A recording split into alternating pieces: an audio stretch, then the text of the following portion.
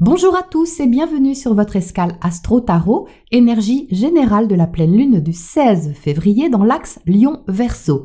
La pleine lune est un rendez-vous culminant entre notre conscience et nos émotions, notre volonté et notre ressenti, avec une invitation à trouver l'équilibre entre les deux. La lune, qui symbolise notre vie intime et intérieure, se trouve en Lion, en maison 1, conjointe à l'ascendant de cette pleine lune. La lune en Lion a des émotions fortes, franches, flamboyantes. Conjointe à l'ascendant, nous ressentons le besoin d'extérioriser nos émotions et de les assumer courageusement. Cette lune se trouve dans la maison du soleil. Elle est donc chez lui, en quelque sorte, en invité privilégié. C'est comme si le soleil lui avait laissé sa maison en lui proposant de faire comme chez elle. On peut donc se sentir flatté de prendre cette place privilégiée, comme si soudain on avait le droit de ressentir ce que ça fait quand on s'assoit dans le canapé du roi. Et le roi soleil, sur cette pleine lune, n'est pas du tout chez lui puisqu'il est en Verseau en maison 7. Le soleil en Verseau est dit en exil, car il est à l'opposé de son domicile. En Verseau, nous trouvons notre place ou notre façon de rayonner parmi les autres, avec les autres ou chez les autres. En maison 7, maison des partenariats, cette énergie est encore accentuée. Une relation en particulier peut être plus importante ou encore un contrat, une alliance, un partage que nous cherchons à valoriser. Notre rôle est en quelque sorte exporté, tourné vers l'extérieur, comme si nous devions trouver notre place ou la défendre au travers d'une relation quelle qu'elle soit. Ce face-à-face nous incite donc à assumer notre position dans la relation.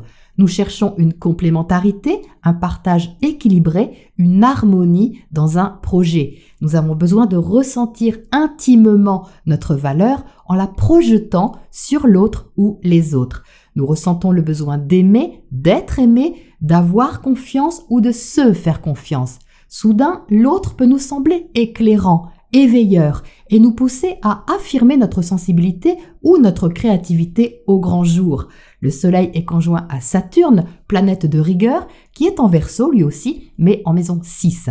C'est une position qui aide à la bonne gestion et au réalisme de nos projets. Nous pouvons trouver quelqu'un de bon conseil, qui maîtrise son domaine, ou être nous-mêmes plus matures dans une question qui impacte notre positionnement relationnel. Le miroir sur cette pleine lune est particulièrement marqué. La lune est en quinconce à Pluton en Capricorne. Celui-ci pousse à la transformation et à la remise en question. Il y a un certain courage à regarder les choses en face pour pouvoir avancer. Nous choisissons de bouger nos repères peut-être avec volonté et un certain aplomb, même si nous tenons inconsciemment à notre confort intérieur et à notre sécurité. C'est Uranus qui maîtrise le soleil en Verseau. Uranus est en Taureau en maison 9. Il incite à voir plus loin, à ouvrir nos perspectives autant que notre état d'esprit. En sextile à Jupiter en Poisson, il est encourageant pour apprendre de nouvelles choses et élargir nos frontières, qu'elles soient extérieures ou intérieures. En trigone à la conjonction Vénus-Mars en Capricorne, la motivation peut trouver une porte de sortie concrète et libératrice. Vénus et Mars sont symboliquement les amoureux du zodiaque. C'est l'action qui épouse le sentiment. C'est le désir motivé de concrétiser ce qu'on aime et ce qu'on veut. La conjonction est en maison 5 et de quoi parle la maison 5 ? D'amour, de cœur, de rayonnement personnel, d'affirmation et de valeur de soi. Donc que ce soit au travers d'un projet personnel, d'une relation affective ou d'une activité, le but visé sera bien déterminé et demandera à être géré de main de maître. Regardons notre boussole cosmique, le nœud nord. Il est en Taureau en maison 10. La direction à suivre est sérieuse et posée. Nous pouvons nous diriger vers une réalisation importante à nos yeux, qu'elle soit professionnelle, sociale, et qui demande à ce qu'on en prenne la responsabilité. Le nœud nord est en carré au luminaire. Carrefour de vie, redirection, choix. L'univers propose que nous trouvions ou retrouvions une joie, un plaisir, même si cela demande une implication posée et une autorité sur nous-mêmes. On peut donner de la matière à notre cœur d'enfant. On peut donner un cadre à notre passion, une structure à notre projet. et faire confiance peut-être à quelqu'un sur la route, car il y a toujours quelqu'un pour nous donner à un moment précis l'encouragement dont on avait justement besoin. Voilà pour les énergies astro et on regarde le tirage pour les précisions. Eh bien voici le tirage de cette pleine lune. Donc qu'est-ce qu'on nous sert? Eh bien de la poésie, de l'amour et des petits fours. Je sais pas, ça pourrait ressembler un petit peu à ça. En tout cas, on n'en est peut-être pas très loin et ça me semble tout à fait intéressant. On entre dans cette pleine lune avec le chevalier de bâton. Chevalier de bâton égale passion, intensité, motivation, énergie, dynamisme. C'est cette lune en Lion qui est dans la maison 1. Dans la maison 1, on a de l'allant. On ressent une spontanéité émotionnelle, elle est ici, et l'envie de répondre à un plaisir sans trop se poser de questions. On est en dessous avec le 9 de Pentacle, ça confirme cette position d'indépendance de la maison 1, de liberté, le fait de se sentir aussi à sa place. Ça, c'est très Lion, le besoin de se sentir à sa place ou de prendre sa place et de l'honorer. Donc ce 9 de Pentacle, c'est notre faculté à nous honorer, à nous sentir bien, comme je le disais tout de suite, dans le canapé du roi Soleil, alors que lui est parti de l'autre côté. Donc, avec le 9 de Pentacle, on a confiance en soi dans une thématique en particulier. On peut assumer ses qualités, ses compétences, on peut se montrer aussi sous son meilleur jour parce qu'on est motivé ici par quelque chose qui est non seulement dynamisant, mais qui est inspirant. Donc ici, il n'y a pas vraiment d'hésitation.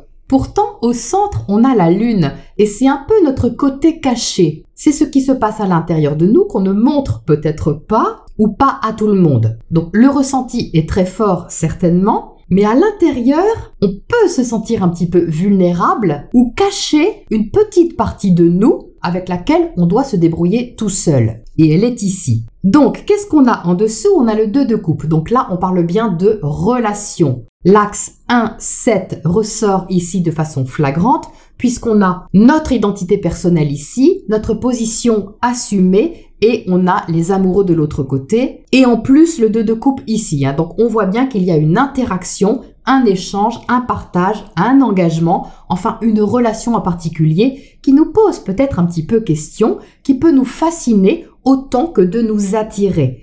Donc ici, il y a une recherche d'harmonie ou d'harmonisation. On a envie de ressentir cette connexion émotionnelle, le fait peut-être d'être sur la même longueur d'onde que quelqu'un ou que quelque chose qui nous plaît, qu'on aime, comme une activité, un loisir, quelque chose d'extérieur, qui nous fait sentir bien et en pleine possession de nos moyens. Ce n'est pas forcément matériel, ça peut être physique ou ça peut être au niveau de nos compétences ou de notre confiance. Donc, on a d'un côté l'indépendance et on a de l'autre côté l'échange. Donc là, on a bien cette dualité entre le soleil et la lune. Et ici, vous voyez, on a le 9 de bâton qui se trouve en dessous de la lune. Le 9 de bâton, c'est quelque chose qui nous pousse vraiment à aller de l'avant. C'est du feu, tout comme ce chevalier ici.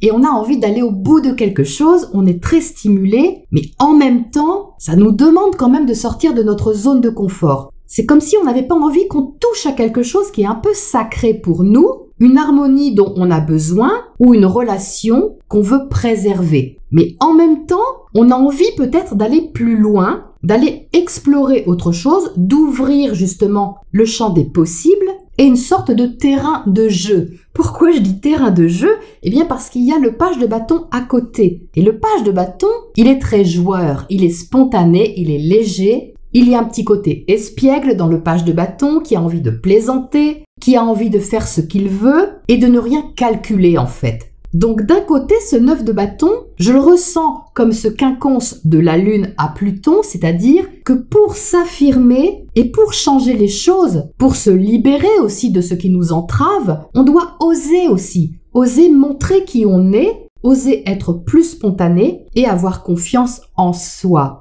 Donc, c'est un peu inconfortable. On voit bien que là, il peut y avoir une sorte de défensive, mais en même temps, ce 9 de bâton, vous voyez, ce personnage pousse un peu le page de bâton, comme si elle lui disait « Mais allez, vas-y, joue, ose, va explorer, va t'amuser ». C'est un peu ça. Donc, on peut se sentir en dualité parce que partagé entre le besoin peut-être de garder une certaine harmonie et le fait de prendre un risque, d'oser quelque chose d'un peu espiègle qui vient toucher nos sentiments, notre cœur et notre enfant intérieur, comme je vous le disais à l'instant. Donc en face, on a les amoureux. Les amoureux, c'est un carrefour. Ça, c'est le carré des luminaires au nœud lunaire, c'est-à-dire qu'il y a un pivot sur cette pleine lune. Donc c'est le secteur relationnel qui pourrait directement ou indirectement nous proposer cet exercice pour voir comment on se comporte, comment on peut garder notre intégrité, notre identité personnelle, notre autonomie intérieure, tout en nous ouvrant à une exploration émotionnelle ici ou affective qui est très tentante. Parce que l'as de coupe ici, c'est quand même un nouveau ressenti. C'est une nouvelle émotion à explorer, à découvrir. Donc ça peut être amoureux, oui. Ça peut être amical, ça peut être artistique. C'est quelque chose en tout cas qu'on ne connaît pas et qu'on peut surtout extérioriser. C'est ça qui est important parce que cet as de coupe, il est visible. Il se trouve tout en haut du tirage. Et bien que la lune est un peu timide comme ça à l'intérieur de nous, à essayer peut-être de nous préserver, eh bien cet as de coupe, c'est quand même une occasion de s'ouvrir à un nouveau plaisir, à un nouveau ressenti qui est nourrissant pour nous d'une façon ou d'une autre. Ici, à côté, on a cette magnifique reine de Pentacle que moi je vois comme Vénus en Capricorne qui est maître de ce nœud nord en Taureau. Vénus en Capricorne prend soin de nos besoins, elle prend soin de notre sécurité. Comme cette reine de Pentacle, fait attention à ce qu'il ne nous manque rien. Alors oui, elle peut être exigeante. C'est l'exigence peut-être que nous avons envers nous-mêmes, bien sûr, de ne pas gaspiller notre énergie, notre temps, notre argent ou nos sentiments même dans toute direction qui ne comblerait pas nos besoins. Donc cette reine de Pentacle, elle est prudente, elle est réservée, tout comme Vénus en Capricorne, mais faut pas oublier que Vénus est quand même conjoint à Mars. Donc il y a quand même ici de la passion, une envie d'aller de l'avant, une envie d'avoir confiance et d'ouvrir un espace où on peut partager quelque chose ou au moins échanger sans perdre notre autonomie et le besoin de rester profondément nous-mêmes. Donc ce qu'il y a d'intéressant aussi dans ce tirage, c'est le zoom. Il y a un zoom sur une relation. Vous voyez qu'ici, on a un couple qui se regarde, on le voit d'assez loin et là, on a un autre couple qu'on voit de près. C'est comme si la caméra zoomait comme ça, puis dézoomait pour qu'on puisse faire le point peut-être sur notre positionnement face à l'autre. Du genre, est-ce que je vois bien ce qu'il y a à engager dans cette direction, dans cette relation, ce partenariat, cette alliance? Donc on a envie de regarder de plus près, mais en même temps on veut pas regarder de trop près non plus. On veut garder son indépendance. Donc ça fait un mouvement comme ça, de zoom et de dézoom, qui est comme un réglage en fait, et qui correspond tout à fait au réglage qu'on a à faire par rapport au relationnel sur cette pleine lune, quel que soit ce relationnel. Ça peut être aussi un contrat, ce n'est pas forcément une relation affective, ça peut être aussi une relation professionnelle, sociale, mais on voit qu'il y a un point à faire, comme si la vraie question à se poser était: est-ce que je ressens de la joie dans ce partage? Est-ce que je ressens de la joie dans cette relation, dans cette activité? Est-ce que ça me booste? Qu'est-ce que je ressens vraiment? C'est ça la question avec cette lune à l'intérieur. Comment je peux accueillir cette émotion qui est là? Donc c'est quand même assez joli. On a quand même deux facilitateurs sur cette pleine lune, Jupiter et Uranus qui sont en bonne harmonie. Ça facilite quand même les choses, ou une en tout cas en particulier. Alors, il ne s'agit pas pour autant de s'engouffrer corps et âme dans une relation, une direction ou une chose dans laquelle on va se noyer. C'est pas ça ici. Il y a trop besoin d'indépendance pour perdre quelque part son pouvoir personnel de création, de décision et son libre arbitre surtout. Mais cette reine de Pentacle, elle est quand même bien disposée envers notre bien-être physique, concret, pour qu'on puisse accéder à une forme de confort, de douceur aussi, parce qu'il y a quand même l'as de coupe à côté. Et ça, c'est tout simplement une invitation à peut-être partager quelque chose qui est tout à fait bienvenu. Donc ça, faut quand même pas s'en priver. Alors, on va éclairer ce tirage un petit peu. J'ai envie de mettre une carte sur cette lune ici au centre, qui est hyper réceptive et avec tous les sens en émoi, je dirais. Alors, qu'est-ce qu'on a dessus?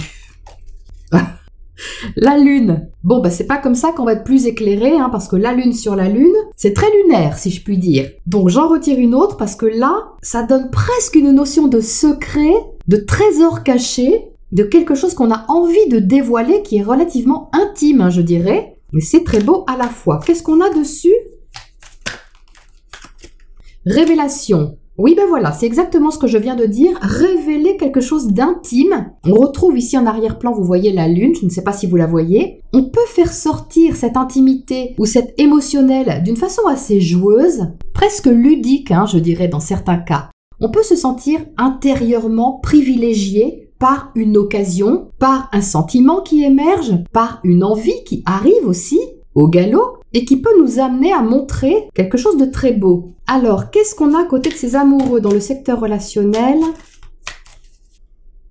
Oh, on a la liberté. Donc là, franchement, c'est magnifique, hein. C'est magnifique parce que ce qu'on a à faire sortir, même si on a quelques résistances ou que ça nous coûte un peu de travail sur soi pour aller au-devant de ce qui nous appelle, c'est très libérateur à la fin parce que tout simplement, on se sent soi-même. C'est en sortant, en ayant un échange, un partage, qu'on peut ici pleinement donner de la valeur à quelque chose et peut-être plus qu'on ne le pensait au départ. Donc ça, c'est une belle pleine lune, hein. Alors, qu'est-ce qu'on a comme oracle conseil pour terminer ce tirage?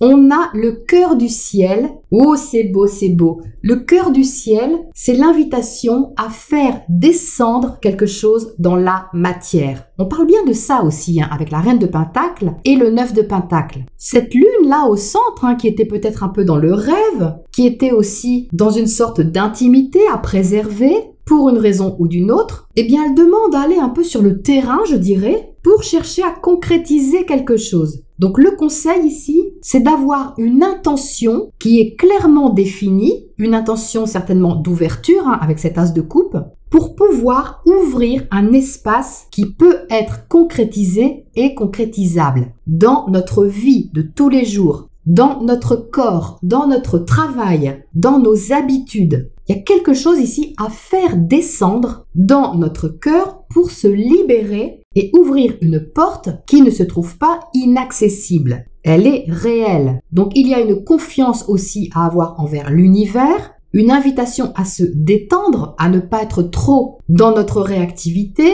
ou dans notre système de défense pour prendre les choses de façon plus ouverte sans pour autant faire des plans sur la comète. On a vraiment, vous voyez, une intention ici à formuler, hein. On dirait que ce page de bâton appelle un peu les étoiles pour leur demander de descendre jouer, hein. C'est un peu ça. Donc regardez qui vous avez en face de vous sur cette pleine lune ou à côté de vous.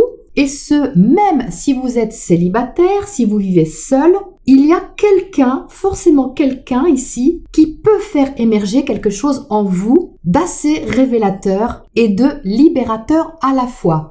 Voilà pour ce tirage de cette pleine lune et je vous retrouve bientôt pour la prochaine escale.